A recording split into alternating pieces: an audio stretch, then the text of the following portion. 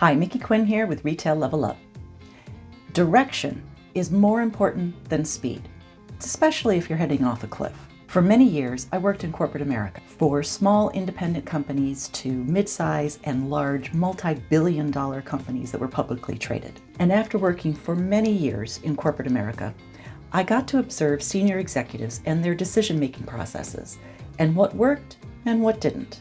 One of the most common business phenomena, and also one of the most perplexing, is when good companies end up going bad. When successful companies are faced with big changes in their environment, they often fail to respond effectively. And those changes can be a variety of things. New environments, new competitors, new products, new technologies or strategy, and shifting customer preferences. They find themselves unable to adapt, and they see their sales and profits dwindle. And they often see some of their best employees leave. Some companies are able to regroup, rebound, and come back out of that. But a lot of them don't. Why do some brands go bad?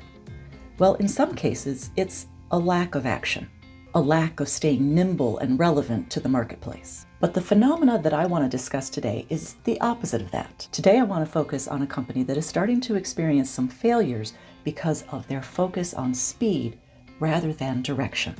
Every senior executive, and especially founder that I've worked for, all have this obsession with speed. They want what they want when they want it, and once they've decided on it, they want it done like yesterday. They get into that false assumption that fast action equals faster and better results, or the opposite, but equally flawed assumption that their enemy is lack of speed. A great example of the fact that direction is more important than speed is what's happening with Starbucks right now. Now, Starbucks is undeniably a mega brand. They grew from a simple but powerful idea of providing a small communal feeling cafe where the consistency and the quality of the product was replicated across all locations, where customers get to have a great experience regardless of the touch point or the location that they're in, and all while providing an exceptional employee experience. It all worked really well for 50 years, until recently. Under the now exiting CEO, Kevin Johnson, the Starbucks brand evolved from a warm gathering place to tech-enabled caffeine depot, to quote the March 17, 2022 article in Fast Company by Clint Rainey, titled, "What Happened to Starbucks?" Johnson, who was previously an IBM engineer and also a Microsoft executive, is a numbers guy. He himself says he leverages data to help inform decisions. Johnson was the one who put major changes into motion to reinvent the Starbucks experience by reconfiguring the stores, increasing efficiency, and analyzing Deep Brew's data. Deep Brew is basically their name for their business intelligence. All that data gathered from customer purchases and behaviors, and then applied algorithms and fancy predictive modeling on which they base business decisions. Speed was identified as a customer preference. Also, online ordering, expanded menu offerings, and other changes all geared around the customer's experience. Changes were implemented to provide speed and efficiency for the customer. There were problems, though. All this speed and efficiency made to improve the customer's experience had a big and negative impact on the employee's experience. When you change the ordering and the pickup process, you obviously have to change the processes in the store for what the store employees have to do. But the senior executives chose not to necessarily listen to or seek out the front line's opinions and concerns about how these changes were impacting their work experience. The other impact was in the brand experience.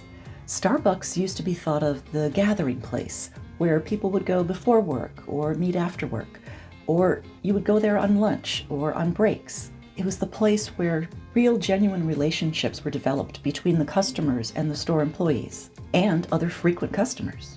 The way the new Starbucks brand was evolving with all this focus on speed and efficiency and touchless and contactless transactions caused a decline in human connection, which was the very strength that Starbucks had started and had cornered the market on. Speed is important. We all know that we're living in this new world of instant gratification. And it's easy to see how senior executives can feel even more certain in their decision making because of all this data that they have available to them. So certain in their decision making that they can move forward very quickly with changes. But if they fail to thoroughly research and consider the domino effect of the changes that they're putting into place, it can backfire. Change is needed in order to stay relevant. Every company has to pay attention to new products, strategies, technologies, and customer preferences. But making changes too quickly without considering all the ramifications and the impact that those changes will have in all areas of the company can be detrimentally long-lasting. So remember, direction is more important than speed. For more tips like this, like us and follow us on Facebook, Instagram, YouTube, LinkedIn, and wherever you get your favorite podcasts. Just search for Retail Level Up. Be sure to visit our website, retaillevelup.com, and sign up for our email newsletters. We send Monday Motivation and Top Tip Tuesday because we all can use a little extra motivation right now, and we can certainly use some top tips. Because now, even more than ever, it's time to level up.